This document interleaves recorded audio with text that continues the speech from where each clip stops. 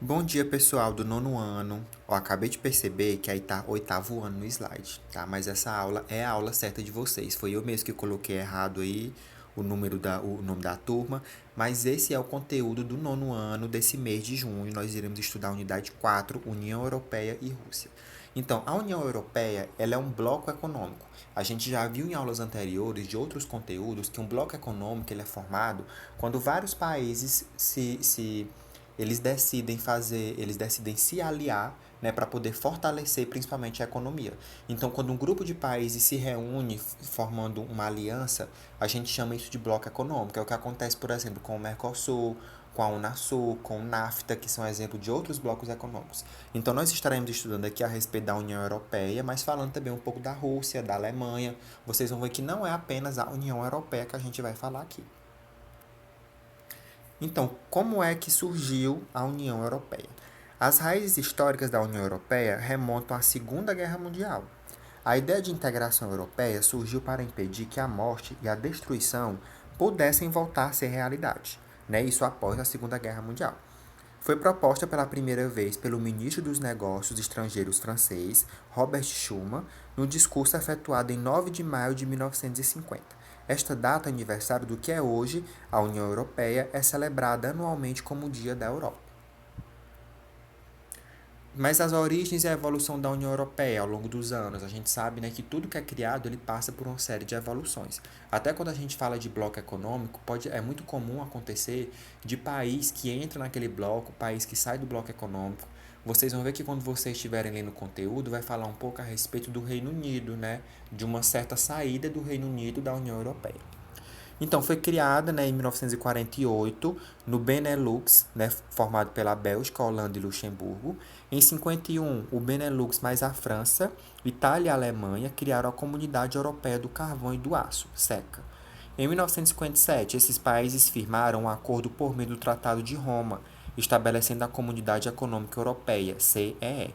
Em 1992, foi criada a União Europeia pelo Tratado de Maastricht, e em 2002 entrou oficialmente em circulação nos países do bloco da moeda única, o euro. Né? Então eles têm como característica também na União Europeia, todos os países, a moeda única que é adotada é o euro. E o Reino Unido, quer dizer, atualmente 18 dos 28 Estados-membros da União Europeia integram a zona do euro, e o Reino Unido, Suécia e Dinamarca estão entre os países que recusaram-se a adotar o euro. E em 2004, uma parte dos países ex-socialistas do leste europeu passou a integrar a União Europeia. Então, essa questão que falou do Reino Unido, né, de ter se recusado a adotar o euro, é um dos fatores que fez com que ele saísse do bloco econômico. Né? Então, como eu falei, quando vocês estiverem fazendo a leitura do capítulo, vocês vão se aprofundar mais a respeito disso, né? De por quê, quais os motivos, né? Já que um bloco econômico ele traz benefício, né, por essa integração, por fortalecer a economia, por que um país decidiria sair do bloco econômico, né? Então fica aí o questionamento. As características e os objetivos da União Europeia: criar uma zona de estabilidade monetária e maior unidade na Europa, eliminar barreiras alfandegárias entre os países europeus, incrementando e melhorando o comércio, criar uma política comum de defesa e de bases para a imigração. Espaço e a cooperação Schengen foi criada em 1997. Os estados signatários do acordo aboliram as fronteiras internas a favor de uma fronteira externa única. Então a gente está vendo aí que não é só a questão de favorecer, de fortalecer a economia, né? Mas tem muito mais por trás disso. Né? Vários objetivos e várias características estão ligadas à União Europeia, que é um bloco econômico. A economia da União Europeia. Ela é uma das áreas mais industrializadas do mundo, com um parque industrial diverso e muito sofisticado e regiões voltadas para a produção de alta tecnologia. Nas relações comerciais, a maior parte é realizada com países ricos, principalmente os Estados Unidos e o Japão. O comércio intrabloco é muito ativo, ou seja, dentro do bloco econômico, né, muito ativo. As atividades agrícolas geralmente são praticadas em pequenas e médias propriedades, de forma intensiva, com a produção voltada para o mercado da União Europeia e os excedentes exportados para os demais países europeus. E nos estados menos desenvolvidos, a atividade agrícola é parte importante do PIB, enquanto na Alemanha, por exemplo, tem participação muito pequena. 65% dos países com um número acima da média de robôs industriais por 10 mil funcionários estão localizados na União Europeia.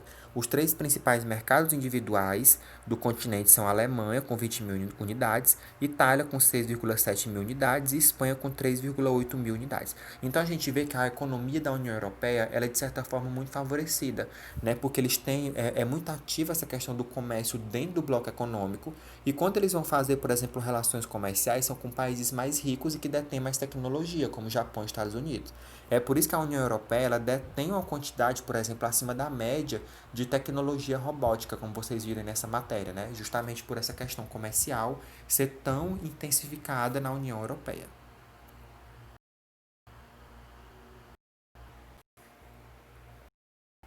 Nós vamos falar um pouco aqui agora a respeito da Alemanha. Então, na Alemanha, ela tem uma população com cerca de uma estimativa para 2011, na época, né? 81,76 milhões de habitantes. As línguas faladas, alemão, que é oficial, e dialetos regionais também, né? Que pode ter uma variação linguística lá. Taxa de natalidade é 8,3 nascimentos por mil habitantes, estimativa em 2011 também. A taxa de mortalidade, 10,92 mortes por mil habitantes. Urbanização, 74% da população, né, em 2010 já era urbanizada. A expectativa de vida lá também nesse ano era com base em 80 anos, né, a média.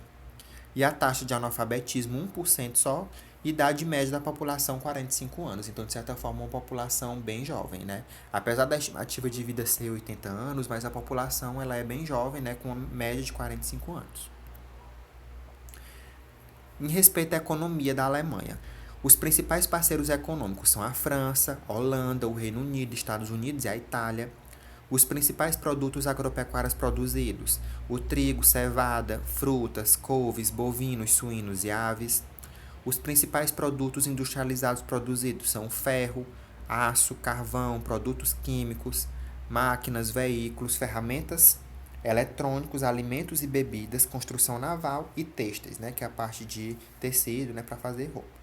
Os principais produtos exportados, né, que eles vão, de certa forma, levar para fora, né, para vender. Máquinas, veículos, produtos químicos, metais e manufaturas, produtos alimentícios e têxteis. E algumas curiosidades a respeito da Alemanha. Em 1980, uma bomba explodiu na entrada da festa e matou 13 pessoas, deixando outras 200 feridas. Que festa foi essa, né? É uma festa que acontece na região central de Munique, em uma área aberta conhecida como Theresienwiesen. São cerca de 310 mil